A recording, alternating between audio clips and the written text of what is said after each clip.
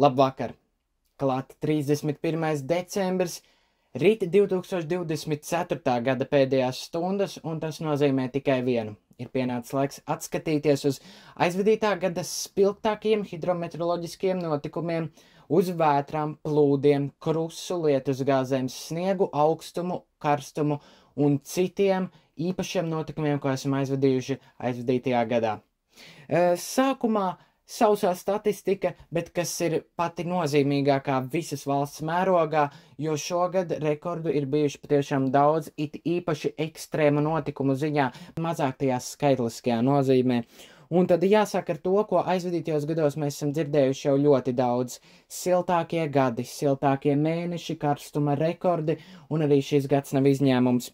Ar vidējo gaisa temperatūru valstī kopumā plus 8,8 grādi šis gads ierindojas visu laiku siltākā gada meteoroloģisko novērojumu vēsturē titulā, dalot šo rekordu ar 2022. gadu, jo abos šajos gados gaisa temperatūra vidējā valstī bija plus 8,8 grādi. Un šeit vēl apskatoties nedaudz plašāk tās dēvētās klimata strīpes, ko 2016. gada maijā izveidoja britu zinātnieks Eds Hokins, un šajās klimata strīpās ir atainotas Latvijas gada vidējās gaisa temperatūras pretstatā klimatiskajai normai, jeb vidējiem rādītājiem laika periodā no 1991. līdz 2020. gadam, un redzams, ka pagājušajā gadsimtā līdz pat gadsimta beigām temperatūras caurmērā gada griezumā bija ap plus 5, plus 6 grādiem, tātad caurmērā zem pašreizējās klimatiskās normas, un īpaši jāizceļ 1956. un 1987. gads, kas ir bijuši augstākie meteoroloģisko novērojumu vēsturē ar gadu vidējām temperatūrām precīzi plus 4 grādi. Tad šajā gadsimtā zilie toņi jau faktiski vairāk nav redzami, un pēdējo reizi gada vidējā gaisa temperatūra zem klimatiskās normas Latvijā ir bijusi pirms 12 gadiem, 2012. gadā. Un tad mēs redzam pēdējos dažus gadus, kuros vairs nav redzami pat tuvu zilajiem un baltiem toņiem. 2017. gads ap normu, un pēc tā mēs esam iegājuši jau tādā teritorijā, kur mēs pat tādu vārdu kā norma jau vairs pat tūmā nesam redzējuši. 2020. un 2024. gads tātad attiecīgi ar plus 8,8 grādiem un ievērojumu temperatūras novirzi no normas par plus 2,6 grādiem. Nu, un tagad runājot par tiem ekstrēmiem, tām ekstrēmākajām vērtībām, kas patiesībā sakot šogad pat nav tik ekstrēmas. Gada maksimālā gaisa temperatūra, jeb gada augstākā gaisa temperatūra valstī reģistrēta 28. jūnijā Zīlānu meteoroloģisko novērojumu stacijā plus 32,9 grādi. Salīdzinot ar aizvadītajiem gadiem, šī maksimālā gaisa temperatūra nemaz nav uzskatām par ekstrēmu augstu. Piemēram, pagājušo gadu maksimālā gaisa temperatūra bija pat virs 34 grādiem. Gada minimālā gaisa temperatūra gan parādīja nelielu izrāvienu, jo 8. janvārī Daugavpils meteoroloģisko novērojumu stacija reģistrēja mīnus 29,5 grādus, nedaudz gan pietrūka, bet šajos laikos dzīvojot klimata pārmaiņu ietekmē, šādas temperatūras redzam arvien rētāk. Nu, un tad runājot par nokrišņiem. Nokrišņus pieminot uzreiz prātā gan jau vienā Kalnciems, Jelgava valsts centrālā daļa jūlija beigās ciklona Kirstija ietekmē, bet valstī kopumā nokrišņu daudzums sadalot to uz visu gadu nekur nav bijis tāds, lai to saukt par ekstrēmu vai kur ir lausti kādi vēsturiski rekordi. Bet slapjākā vieta Zosēni. 875 mm nokrišņi tur nolījuši, bet tas nav saucams ne par ko ekstrēmu, jo ir bijuši gadi, līdzīgi kā aizvadītais gads, ka nokrišņu daudzums Rucavā pārsniedz pat 1000 mm. Un sausākā vieta, kā jau ierasts valsts centrālajā rajoni Dobele ar 516 mm nokrišņu. Taču šeit vēlētos tiešām vēlreiz izcelt Kalnciema meteoroloģisko novērojumu staciju, kas reģistrēja 198,4 mm nokrišņu nepilnas diennakts laikā, un tā ir faktiski 3 mēnešu norma, kas šajā vietā nolija 24 stundu laikā. Runājot par vēja brāzmām, spēcīgākās vēja brāzmas šogad reģistrētas Ventspilī, salīdzinoši nesen 16. decembrī, kad meteoroloģisko novērojumu stācija stacija Ventspilī reģistrēja vēja brāzmas līdz 28,5 metriem sekundē, taču jāuzsver, ka neoficiāli vējš vietumis ir bijis arī spēcīgāks, kur meteoroloģisko novērojumu stacijas nav izvietotas, it sevišķi vasarā, pērko negaisa laikā, un tad Latvijas valsts ceļu novērojumu staciju tīklā neoficiāli tika reģistrētas vēja brāzmas līdz pat 31,5 metriem sekundē 13. jūlijā Bauskas pusē, kad tur pārbrāzās postoši negaiss. Par biezāko sniega segu gan var runāt diezgan oficiāli, tā ir bijusi Dagda 11. februārī ar 37 centimetriem sniega, bet arī šeit vietām starp stacijām sniega segas novērojumi ir atšķīrušies īpaši lokālu parādību dēļ, kā piemēram līča efekta ietekmē, kur vietām sniega segas biezums sasniedz pat 46-47 centimetrus, ir īpaši Rīgas pusē. Nu, un tagad virzoties pie tās daļas, ko es mēdzu dēvēt par savu subjektīvo daļu, jeb to, ko es esmu novērojis saviem novērojumiem un manas apkārtnes, teiksim tā, īpašākiem dabas notikumiem, bet, kā jau es minēju, postošākos notikumus pieminēšu arī valsts mērogā. Un tad 1. janvārs jaungada diena, nu, teiksim tā, nemanot paiet, kā jau lielākajai daļai no mums visiem, bet ilga laika atslāp nebija, jo jau 2. janvārī pirmo reizi 2023. 2024. gada ziemā Latvijā temperatūra noslīdēja zem -20 grādu atzīmes. Un dažas dienas vēlāk 5. janvārī tieši šīs ļoti zemās gaisa temperatūras ietekmē un sniega segas ietekmē, kas līdz ar vēju nedaudz tiek uzpūsta gaisā, šie sīkie ledus kristāliņi, Jelgavas pusē tika novēroti skaisti gaismas stabi. Pēdējos gados tiešām tādi vieni no iespaidīgākiem. Ne tikai Jelgavā, sekojošajās dienās tie tika novēroti arī dažviet citviet valstī, un tie bija tādi vieni no iespaidīgākiem pēdējos gados. Un nepagāja ne pāris dienas, kad 7. janvārī Latvijas vides geoloģijas un meteoroloģijas centrs Latvijas austrumu daļā izsludina sarkano augstākās pakāpes brīdinājumu par salu, jo gaisa temperatūra naktī no 7. uz 8. janvāra vietām Latvijas austrumu rajonos var noslīdēt līdz pat -30 grādu atzīmē, un nu jau mūsdienās runājot -30 grādi pēc tam, kad mēs jau pie tiem jau esam teju vai atraduši no tiem, -30 grādi tiešām ir visai ekstrēmi, lai gan paskatoties vēsturiskajos datos, protams, zinu, ka daudzi cilvēki metīsies komentāros apgalvot, ka -30 grādi nemaz nav nekas ekstrēms un tā ir ierasta ziemas temperatūra. Tā patiešām ir, bet tieši šajā gadījumā mūsdienās -30 grādi, kad tie tiek novēroti, tie jau pat vairs nav katru gadu, tie ir reizi 2-3 gados. Tālāk 8. janvāris ar zemāko gaisa temperatūru šogad Jelgavā, jeb respektīvi -28 grādi tika reģistrēti. Virzoties tālāk 11. janvāris polāro stratosfēras mākoņu mēģinājums, un šeit tiešām uzsver mēģinājums, jo šie mākoņi bija ļoti, ļoti blāvi. Tie vizuāli patiešām atgādināja polāros stratosfēras mākoņus, arī situācija atmosfēras vertikālajā profilā bija atbilstoša, lai šie mākoņi veidotos precīzāk.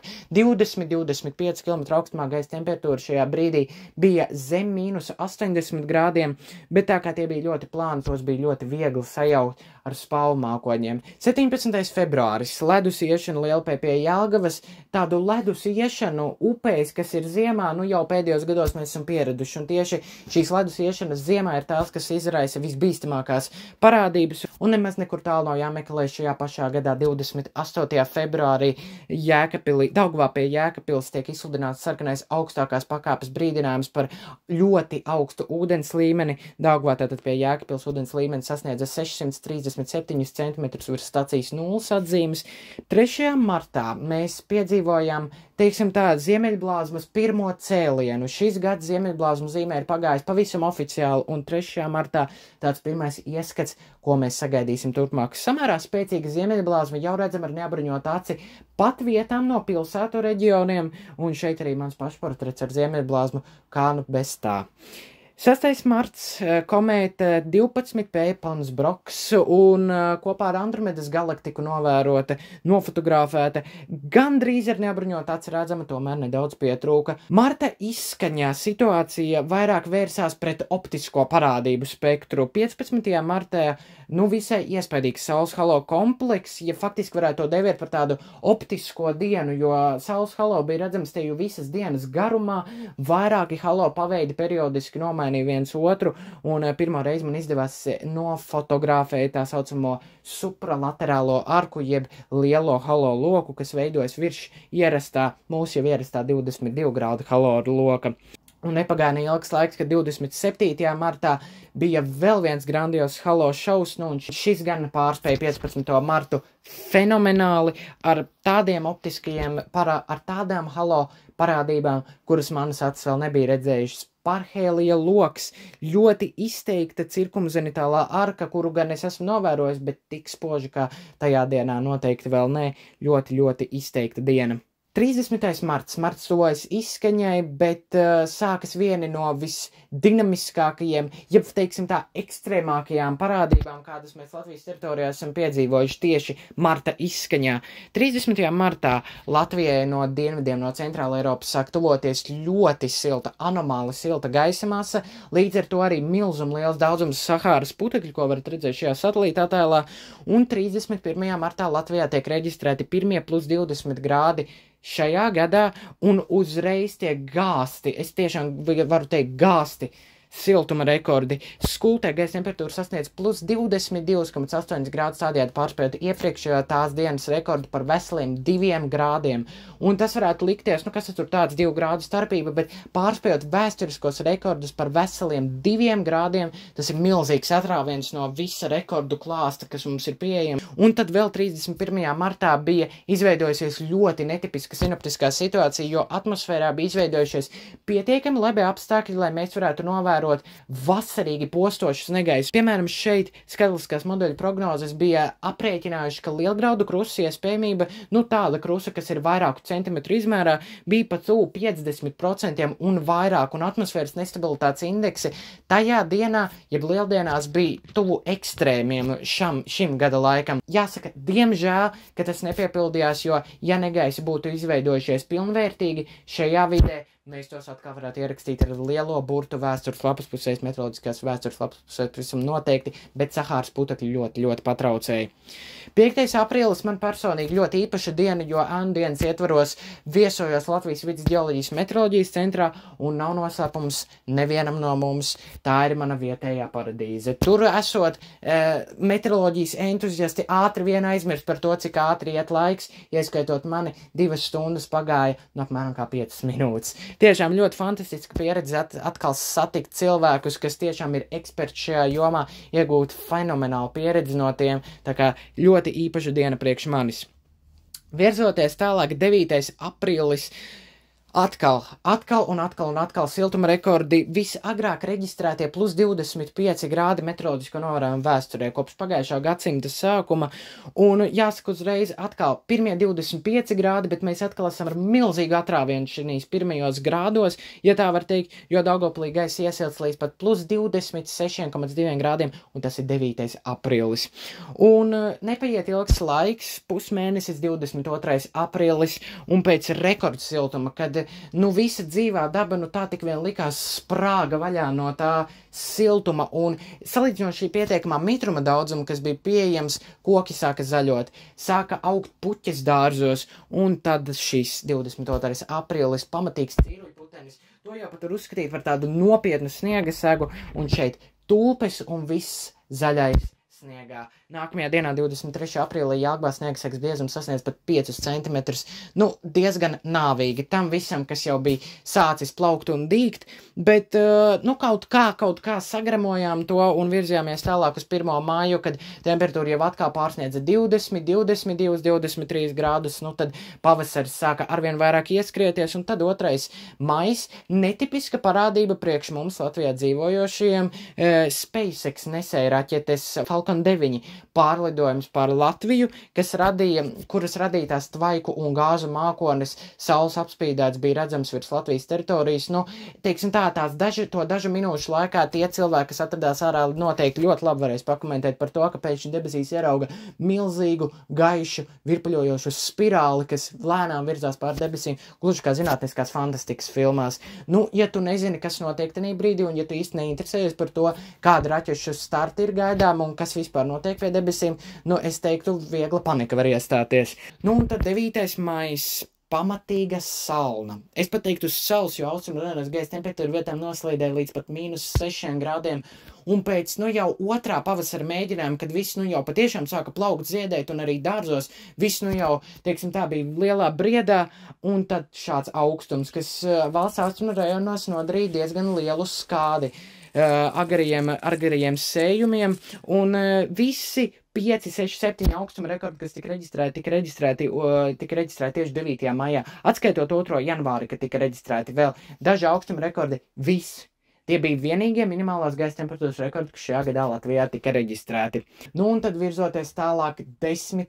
11. mājas. Nakts no 10. uz 11. māju. Es domāju, nemaz man nav jāpiemina, kas šajā naktī notika, jo es varu pilnīgi droši teikt, vismaz trešdaļa valsts tajā brīdī atradās ārā, pagalmos un skatījās debesīs, jo Latvijā bija novērojama spēcīgākā ziemeļblāzma pēdējos 20 gados. Iepriekš tik spēcīga ziemeļblāzma un tik grandiozos apmēros tā bija novērojama 2003. gada oktobrī, un tad arī šoreiz spējām izbaudīt tādu ziemeļblāzmu, kas lika elpai aizrauties pat pieredzējušiem ekspertiem šajā nozarē. Tādas krāsas kamerā, kuras pat vēl līdz šim nav redzētas no mums Latvijas teritorijā fotografējošiem ar digitālajām kamerām, skaisti stari, kas ir neapbruņota aci ar visām krāsām, redzami pat pilsētas centrā ejot pa ielu gaismas piesārņojumā. Tas bija mirklis, kurā, es domāju, elpa aizrāvās nevienam Latvijas iedzīvotājiem, ieskaitot mani. Un tad mēs tālāk virzamies uz māja otro pusi, kad lēnām sākas pirmie brīdinājumi zvani no pērkonu negaisiem. Un mēs uzreiz, teiksim tā, sākam jau atkal ar stihijām.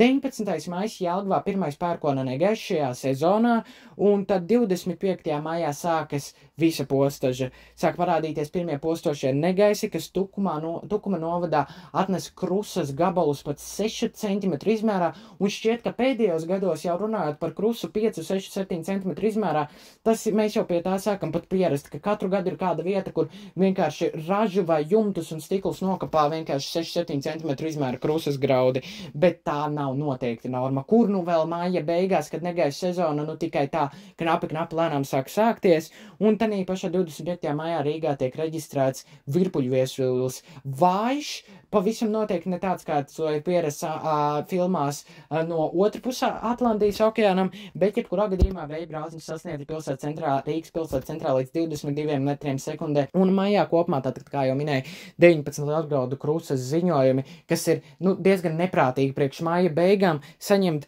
19 lielgraudu krusas ziņojumus, jeb krusa, kas ir lielāka par 2 centimetriem, un 2 īpaši lielu graudu krusa ziņojumus, kad krusa ir virs 5 centimetriem un vienu virpuļviesuļu ziņojumu. Un tas viss maijā, vēl pat nesākoties kalendārajai vasarai.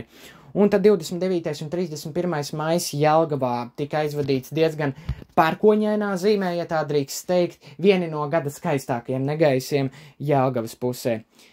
5. jūnijas klāts sudrabaino mākoņu atklāšana, un šoreiz ar tādu blīkšķi, tādi diezgan spoži, labi strukturēti ar vairākām formām sudrabainie mākoņi, un faktiski 5. jūnijas bija tas datums, kad sākās tāda pusotra mēneša negulētā nakts sezona. Sudrabaino mākoņu mednieki noteikti zina, par ko iet runa, komentāros varat droši ierakstīt. Un tad 19. jūnijas. Jūnijas iet uz vidu, tuvojas vasaras saulgrieži, un pirmo reizi kopš 2017. gada 12. augusta Eiropas eksperimentālais vētru prognozēšanas centrs Latviju iekļauj visaugstākajā 3. līmeņa brīdinājumā par ekstremāliem negaisiem, un par laimi šī atmosfēras fronte, kas ģenerēja šos negaisus, kustējās nedaudz ātrāk nekā prognozēts. Latvija jau tā bija uz robežas, postošie negaisi skartu galvenokārt valsts dienvidu austrumu rajonus. Daugavpils pusē un Latgales dienvidu austrumos kopā bija pāris postoši negaisi, kas lauza kokus un sagādāja lielgraudu krusu, bet kopumā postošākie negaisi palika Baltkrievijā un Polijā. Kas ir par laimi, un nekad nevar būt priecīgāks par to, ka prognoze nepiepildās, it sevišķi šādās dienās, kad Latgales dienvidu austrumiem draudētu patiešām milzīga stihija. Un tad jau nekur tālu atkal nav jāmeklē 1. jūlijas postoši negaisi, šoreiz Cēsu pusē izārda meža kapus, burtiskā nozīmē izārda, jo vēja brāzmas atkal pārsniedz 25, pēc privāto meteoroloģisko novērojumu staciju datiem pat 32 metrus sekundē atkal tiek izgāsts teju vesels mežs, plaši un pamatīgi postījumi, vietām arī krusa, kas pārsniedz 2-3 cm izmēru. Šajā gadījumā bija aizdevums arī par tā saukto dišuņus, jeb supercelu negaisu, kas sevī ietver rotāciju, kas pats par sevi nav virpuļviesulis, taču viss šis negaiss rotējot ģenerē visspēcīgākās dabas parādības, kas redzamas negaisā, gan postošu vēja brāzmas, gan arī lielgraudu krusu. Un jūlijas, teiksim tā, jau bija sācies ar postažu un turpinājās ar vēl lielāku postažu. 11. jūlijas 10 dienas pēc iepriekšējā postošā negaisa cēsu pusē vēl viena stihija negaisiem. Bauskas pusē pērkona negaisa atnes vēja brāzmas, tātad iepriekš minētais pēc neoficiāliem datiem līdz 31,5 metriem sekundē, atkal pilns ar laustiem kokiem, daži uzkrituši uz dzīvojamām mājām, vietām pārauti elektrība, vairāk nekā 6-7 tūkstoši avārijas elektroatslēgumu un atkal kārtīga stihija no viena negaisa mākoņa 20-30 minūšu laikā, kas pārsteigāja 30-40 km garu teritoriju. Tā kā šie divi notikumi vien mums jau lika aizdomāties par to, cik ļoti klimata pārmaiņas mūs ietekmē, it sevišķi šajā gada brīdī vasarā, kad negaisa mums nes vislielākās stihijas. Un tad jau nāk 13. jūlijas, vēl viens postošs negaiss, un tiešām šī gada vasara, lai arī varbūt ne tie plašākie, varbūt ne tie vizuāli iespaidīgākie, tomēr ar postažu bagātīgākie negaisi 13. jūlijas, Olainas pusē virpuļviesulis posta saules paneļu parku, un pēc Eiropas bīstamvērta laboratorijas ekspertu vērtējumu šis virpuļviesulis sasniedza IF 1,5 spēku, vēja brāzmas šajā virpuļviesulī kaut uz brīdi sasniedza 50 līdz 59 metru sekundē. Nu, tas tiešām prātam neaptverams vēja ātrums, ja mēs jau pat pie 30 un 35 metriem sekundē izplatam sarkanā līmeņa brīdinājumu par ekstremāli stipru vēju un postījumiem. Bet, nu, protams, šādas vēja brāzmas ir uz pavisam īsu brīdi un apgabalu, kas ir 50-100 metrus diametrā liels. Bet tad klāt ir 26. jūlijas, un prognozēs parādās tas, ko mēs atcerēsimies vēl ilgi. Parādās pirmie signāli par ekstremāliem plūdiem un vētru, kas vietām Latvijas teritorijā var tikt sagaidīti ap 28. jūliju. Uz to brīdi prognozes vēl bija visai mainīgas un bija grūti nospraust precīzu vietu, kur tieši būs vislielākie plūdi un vētra, bet, nu, nākamajās dienās prognozes tika koriģētas. 28. jūlijā pulkstens 11. sāku vienu no savām, jau leģendārākajām ciklona izsekošanas tiešraidēm, kas ilga 25 stundu garumā, un visiem tiem, kas šobrīd skatās arī no tās tiešraides, kas tajā naktī bija, sirsnīgs jums visiem paldies, ka pieslēdzāties tiešraidē, tas man nozīmē patiešām ļoti daudz, redzot to, ka vienlaicīgi tiešraidēs pieslēdzās vairāk tūkstoši cilvēki, un ka man sniegtā informācija ir patiešām nodrīga. Sirsnīgs paldies jums visiem, un tad 28. jūlijas turpinājumā Latvijas vides geoloģijas un meteoroloģijas centrs Latvijas centrālajā daļā izsludina sarkano augstākās pakāpes brīdinājumu par ekstremāli lielu lietus nokrišņu daudzumu, kas vietām var pārsniegt pat 150-170 mm, un sarkanais brīdinājums arī par vēja brāzmām Rīgas līča dienvidu piekrastē vietām līdz 30-32 metriem sekundē. Nu, un tad klāt ir 29. jūlijas, 4 no rīta, Kalnciem meteoroloģisko novērojumu stacija pārspēja visas valsts diennakts maksimālo nokrišņu daudzumu rekordu ar 166,8 mm nokrišņu nepilnu 15 stundu laikā, pārspējot iepriekšējo rekordu, kas bija uzstādīts Ventspilī. Nu, un pēc tam kaudze ar sagāstiem kokiem, plūdi un ūdens privātmājās pat 60-70 centimetru līmenī, aplūdušas skolas, aplūdušas privātmājas, aplūdušas lauku ceļi. Un tad jau mēs virzamies uz augustu, 4. augusts, vēl viens pieminēšanas vērts notikums. Pāvilostā vienlaicīgi novēroti 5-6 ūdensstabi. Lai aptuveni rastu priekšstatu, vienu ūdensstabu novērot piekrastes rajonos vasaras otrajā pusē un rudens sākumā ir absolūta norma. Tas notiek katru gadu, pat vairākas reizes gadā.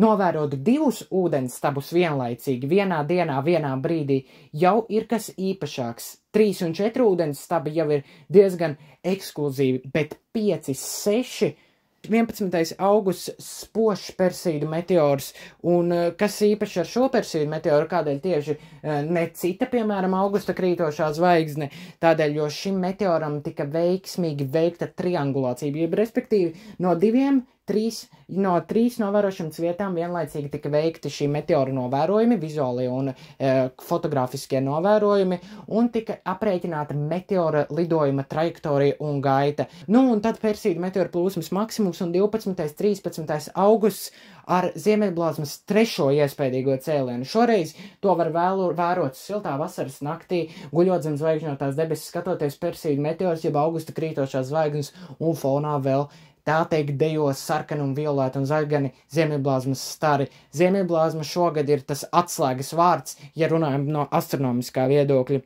Un 13. septembris, mēs jau ejam iekšā septembrī, tur tas augusta turpinājums tāds ar salīdzinoši mierīgākiem laikapstākļiem, bet septembris, kas, nu jau laikam vairs nevienam no pārsteiguma ziņās ir lasīts, bija šīs vasaras 4. mēnesis, jo gaisa temperatūra dienās pat septembra vidū vēl sasniedz 26, 29 grādus vietām, pat tuvu 30 grādiem, un arī naktīs temperatūra daudzviet bija pat virs 15 grādiem, un vasarīgi negaisi. 15. septembrī Jelgavas un valsts centrālā daļā tādi negaisi, kas parasti tiek novēroti augustā ar intensīvu zibiņošanu lietusgāzēm, vietām arī krasām vējbrāzmām, un tikai septembra pēdējās dienās, 27. 28. septembrī, gaisa temperatūra dienās Latvijā mazlietiņ sāka kristies zem 20 grādu atzīmes, tā kā septembris. Īsta vasara.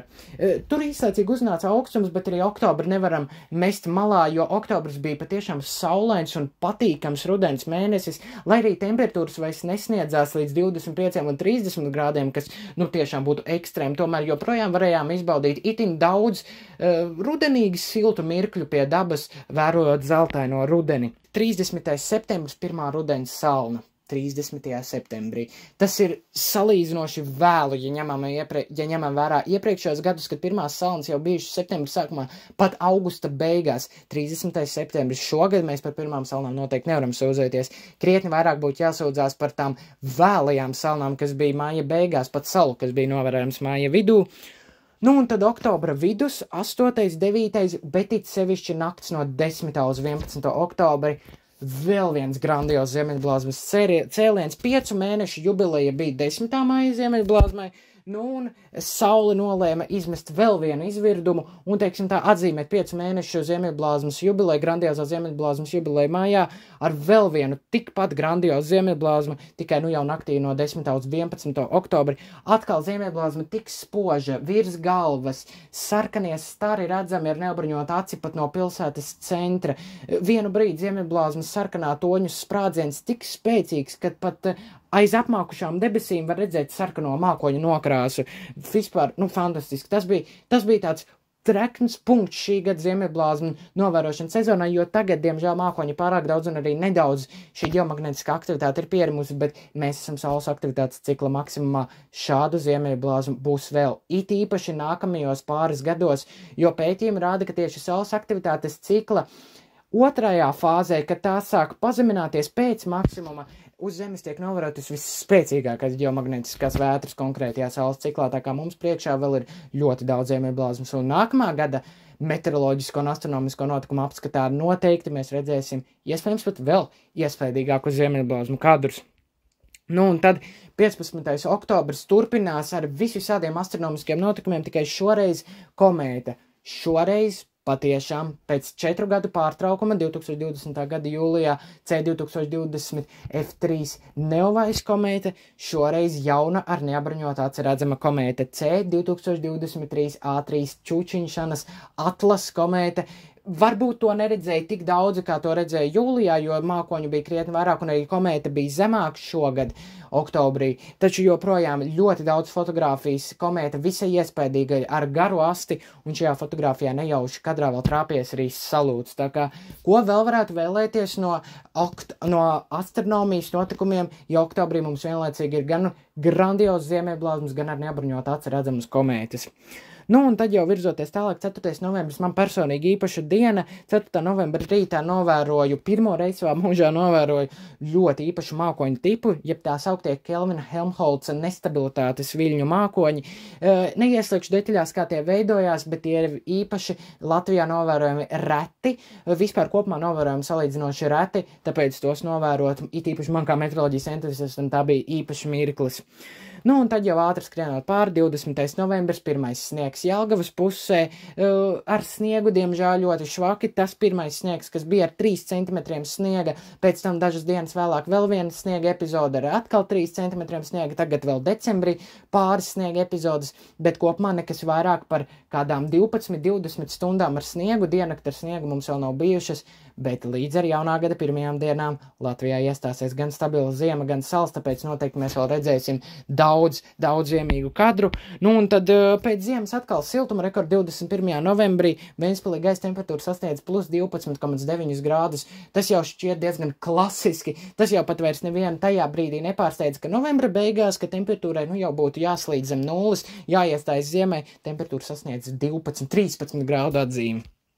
Nu, un tad 4. decembris jau manis iepriekš pieminētā Meteosat 3. paaudzes ģeostacionārā meteoroloģiskā satelīta dati kļūst operatīvā režīmā, izmantojuma satelīts tiek pārdēvēts par Meteosat 12, un līdz ar to šobrīd mēs jau varam izmantot šī satelīta datus operatīvā režīmā, un nākamgad mēs par to dzirdēsim vēl un dikti daudz, tā kā nākamajos video, it īpaši negaisa izsakošanas video, kas būs nākamā gada vasarā par Meteosat